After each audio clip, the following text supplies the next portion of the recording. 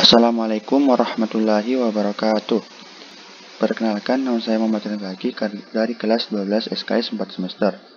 Pada kesempatan kali ini saya akan menjelaskan mengenai metabolisme karbohidrat. Perlu kita ketahui bahwa metabolisme karbohidrat ini terbagi menjadi 4, yakni ada tahap glikolisis, ada tahap dekarboksilasi oksidatif, ada tahap siklus Krebs, dan juga ada tahap transfer elektron. Nah, saya akan menjelaskan setiap bagiannya nanti. Bagian yang pertama, yakni tahap glikolisis. Nah, pada tahap glikolisis ini, tahap pertama, ini glukosa akan diubah menjadi glukosa 6-fosfat oleh enzim heksokinase. Nah, tahap ini membutuhkan energi dari ATP atau biasa disebut dengan adenosin trifosfat. ATP yang telah melepaskan energi yang disimpannya ini akan berubah menjadi ADP. Kemudian glukosa 6-fosfat ini akan diubah menjadi fruktosa 6-fosfat yang dikatalisis oleh enzim fosfoheksosa isomerase. Kemudian fruktosa 6-fosfat akan diubah menjadi fruktosa 1,6 bifosfat. Reaksi ini dikatalisis oleh enzim fosfofruktokinase. Dalam reaksi ini akan dibutuhkan energi dari ATP. Kemudian fruktosa 1,6 bifosfat akan dipecah menjadi gliseraldehida 3-fosfat dan dihidroksiaseton fosfat. Nah, reaksi tersebut dikatalisis oleh enzim aldolase. Kemudian satu molekul dihidroaseton fosfat yang terbentuk akan diubah menjadi gliseraldehida 3-fosfat oleh enzim triosafosfat isomerase. Nah, enzim tersebut bekerja secara bolak-balik. Artinya dapat pula mengubah gliseraldehida 3-fosfat menjadi dihidroksiaseton fosfat. Selanjutnya, gliseraldehida 3-fosfat ini kemudian akan diubah menjadi 1,3 bifosfogliserat oleh enzim gliseraldehida 3-fosfat dehidrogenase. Pada reaksi tersebut itu akan terbentuk NADH. Kemudian 1,3 bifosfogliserat ini akan diubah menjadi 3-fosfogliserat oleh enzim fosfogliserat kinase. Pada reaksi tersebut akan dilepaskan pula energi dalam bentuk ATP. Kemudian 2-fosfogliserat akan diubah menjadi fosfoenol pirufat oleh enzim enolase. Nah, fosfoenol pirufat ini akan diubah menjadi pirufat yang dikatalisis oleh enzim pirufat kinase. Nah, dalam tahap ini juga akan dihasilkan energi dalam bentuk ATP. Kemudian tahap selanjutnya yakni dekarboksilasi oksidatif. Nah, tahap dekarboksilasi oksidatif ini sering juga disebut sebagai tahap persiapan untuk masuk ke dalam siklus Krebs. Reaksi dekarboksilasi oksidatif ini mengambil tempat di intermembran mitokondria. Nah, setelah melalui reaksi glikolisis, jika terdapat molekul oksigen yang cukup, maka asam pirufat akan menjalani tahapan reaksi selanjutnya, yaitu siklus Krebs, yang bertempat di matriks mitokondria. Namun, jika tidak terdapat molekul oksigen yang cukup, maka asam pirufat akan menjalani reaksi fermentasi. Akan tetapi asam pirufat yang mendapatkan molekul oksigen yang cukup dan akan meneruskan tahapan reaksi tersebut tidak dapat begitu saja masuk ke dalam siklus Krebs karena asam pirufat memiliki atom C yang terlalu banyak, yaitu 3 buah. Dan persyaratan molekul yang dapat menjalani siklus Krebs adalah molekul tersebut harus mempunyai 2 atom C. Karena itu asam pirufat akan menjalani reaksi dekarboksilasi oksidatif. Nah, pertama-tama fase pertama molekul asam cuka yang dihasilkan dalam reaksi glikolisis akan melepaskan satu gugus karboksilnya yang sudah teroksidasi sempurna dan mengandung sedikit energi, yaitu dalam bentuk molekul CO2. Setelah itu, 2 atom karbon yang tersisa dari pirufat akan dioksidasi menjadi asetat atau bentuk ionisasi asam asetat. Selanjutnya, asetat akan mendapatkan transfer elektron dari NAD+ yang tereduksi menjadi NADH. Kemudian koenzim A, yakni suatu senyawa yang mengandung sulfur yang berasal dari vitamin B. Ini akan diikat oleh asetat dengan ikatan yang tidak stabil dan membentuk gugus asetil yang sangat reaktif, yaitu asetil koenzim A, yang siap memberikan asetatnya ke dalam siklus Krebs untuk proses oksidasi lebih lanjut. Nah, selama reaksi transisi ini, satu molekul glukosa yang telah menjadi 2 molekul asam pirufat lewat reaksi glikolisis akan menghasilkan 2 molekul NADH.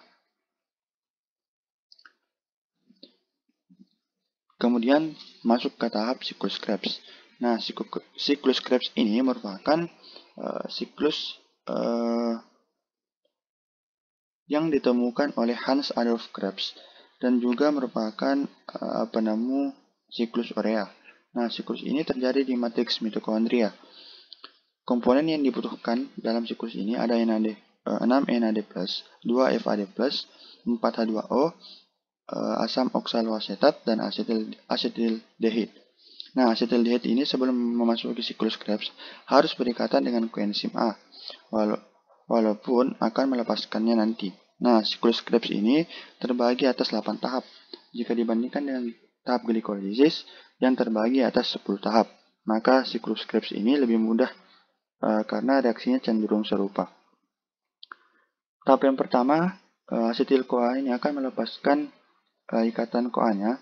Dengan melepaskan ikatan CoA, asetildehid ini mampu berikatan dengan asam oksaloasetat yang berkarbon 4 untuk membentuk asam sitrat dengan bantuan enzim sitrat sintase. Pada proses ini, kalau kita perhatikan, tampak CoA ini berfungsi sebagai pengunci agar asetildehid tidak berikatan dengan yang lain, karena asetildehid bisa bereaksi dengan NAD+, membentuk asam laktat. Kemudian tahap yang kedua, asam sitrat 6 karbon melepaskan H2O untuk membentuk cis akonitat. Lalu cis akonitat ini akan berikatan dengan H2O membentuk D-isositrat. Lalu mengapa reaksi yang terbilang sama ini tetapi akan menghasilkan hasil yang berbeda? Nah, mungkin hal tersebut dikarenakan pada saat dia menangkap H2O pada reaksi yang kedua, hal itu dibantu oleh enzim akonitase sehingga hasilnya beda. Nah, enzim akonitase merupakan sejenis enzim hidrase yang melepas dan menangkap H2O. Kemudian tahap yang ketiga, yakni asam D-isositrat yang biasa disebut asam isositrat akan melepaskan gugus karboksil yang terdiri atas satu atom C dan 2 atom O dan CO2 dan melepas atom H plus untuk ditransfer ke NAD plus membentuk NADH. Nah, asam isositrat berubah menjadi asam ketoglutarat dan reaksi ini akan dibantu oleh enzim isositrat dehidrogenase. Nah, enzim A-ketoglutarat dehidrogenase itu merupakan jenis enzim oksidoreduktase dan enzim ini berperan dalam reaksi oksidasi. Kemudian tahap yang keempat, asam A-ketoglutarat akan melepaskan gugus karboksil dan melepaskan atom H+ ke NAD+ membentuk NADH. Asam A-ketoglutarat ini akan menjadi suksinil. Nah, reaksi ini akan dibantu oleh gugus enzim dehidrogenase, sejenis enzim oksidoreduktase yaitu asam A-ketoglutarat. Nah, suksinil ini akan berikatan dengan CoA membentuk suksinil CoA. Dalam hal ini, CoA ini berfungsi sebagai enzim transferase untuk mengantarkan suksinil CoA ke tempat GDP. Kemudian tahap kelima, suksinil CoA ini akan melepaskan CoA, lalu melepaskan atom P untuk membentuk GDP menjadi GTP. Nah, GTP dan ATP itu hampir mirip jika mentransferkan fosfatnya ke ADP sehingga terbentuklah ATP.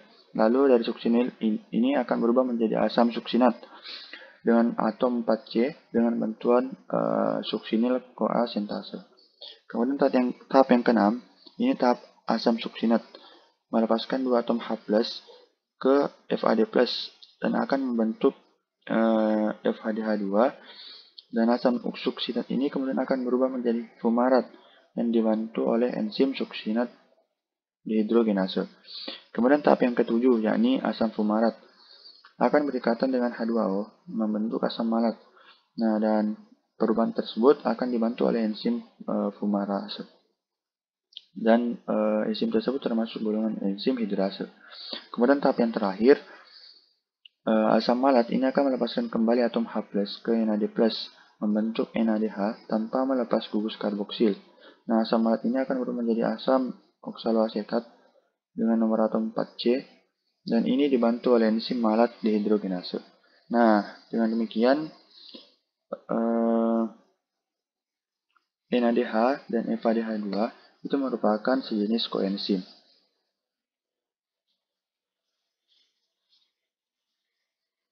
Kemudian masuk ke tahap selanjutnya, yakni transport elektron. Nah, transport elektron ini merupakan tahapan terakhir dari metabolisme karbohidrat yang nantinya akan menghasilkan ATP dan H2O sebagai hasil akhirnya. Dalam transfer elektron, oksigen berperan sebagai penerima elektron terakhir yang nantinya akan membentuk H2O yang akan dikeluarkan dari sel. Disebut dengan transfer elektron karena dalam prosesnya terjadi transfer elektron dari satu protein ke protein yang lain. Nah, elektron yang ditransfer ini berasal dari NADH dan FADH2 yang telah terbentuk sebelumnya. Nah, elektron akan ditransfer dari tingkat energi tinggi menuju tingkat energi yang lebih rendah, sehingga melepaskan energi yang akan digunakan untuk membentuk ATP. Pada membran dalam mitokondria, terdapat kompleks protein 1, kompleks protein 2, ubiquinon atau Ki, kompleks protein 3, sitokrom C atau CTC, dan kompleks protein 4. Nah, elektron tersebut akan ditransfer ke masing-masing protein untuk membentuk ATP, sedangkan molekul O2 akan berperan sebagai penerima elektron terakhir yang nantinya akan berubah menjadi H2O. Nah, ATP akan dihasilkan oleh enzim ATP sintase melalui proses yang disebut chemiosmosis. Kemudian tahapan transfer elektron sendiri, itu tahap yang pertama, NADH akan melepaskan elektronnya kepada kompleks protein 1. Nah, peristiwa ini akan membebaskan energi yang memicu dipompanya H+ dari matriks mitokondria menuju ruangan antramembran, dan NADH yang telah kehilangan elektron akan berubah menjadi NAD+. Kemudian elektron ini akan diteruskan kepada ubiquinon.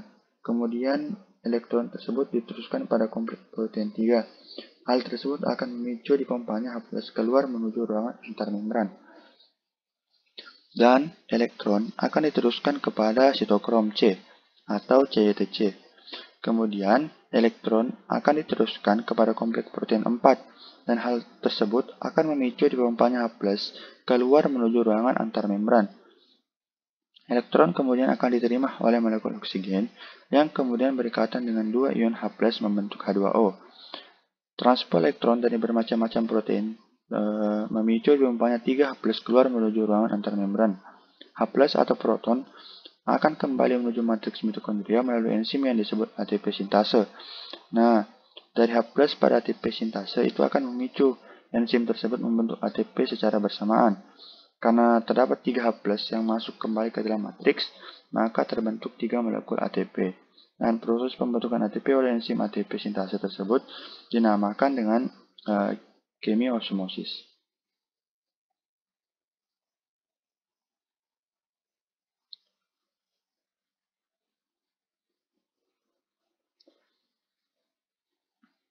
Nah, pada penjelasan yang telah saya jelaskan tadi, proses transfer elektron itu berasal dari molekul NADH. Nah, bagaimana dengan elektron yang berasal dari FADH2? Nah, FADH2 itu akan mentransfer elektronnya bukan kepada kompleks protein 1, namun ke kompleks protein 2. Nah, dalam transfer pada kompleks protein 2 tersebut, tidak memicu dipompanya H+ keluar menuju ruangan antarmembran. Nah, setelah dari kompleks protein 2, elektron akan ditangkap oleh ubiquinon, dan proses selanjutnya sama dengan transfer elektron dari NADH. Jadi, pada transfer elektron yang berasal dari FADH2, ini terjadi 2 kali pemompaan H+ keluar menuju ruangan antarmembran. Oleh sebab itu, dalam proses chemiosmosis hanya terbentuk 2 molekul ATP saja. Sehingga dapat disimpulkan bahwa satu NADH yang menjalani transfer elektron akan menghasilkan 3 molekul ATP. Sedangkan satu molekul FADH2 yang menjalani transfer elektron akan menghasilkan 2 molekul ATP. Nah, disinilah akhir dari respirasi aerob molekul glukosa atau metabolisme karbohidrat. Respirasi ini akan menghasilkan energi sebanyak 36 atau 38 ATP dengan hasil akhir berupa CO2 dan H2O yang akan dikeluarkan dari tubuh sebagai zat sisa respirasi. Nah, satu molekul glukosa dengan 6 atom C akan ketika mengalami respirasi aerob akan melepaskan 6 molekul CO2 dan karbon dioksida tersebut akan dibebaskan pada tahap dekarboksilasi oksidatif dan siklus Krebs. Saya kira itu penjelasan mengenai metabolisme karbohidrat. Jika ada kesalahan kata yang kurang berkenan, mohon dimaafkan. Wabillahi taufiq wa hidayah. Wassalamualaikum warahmatullahi wabarakatuh.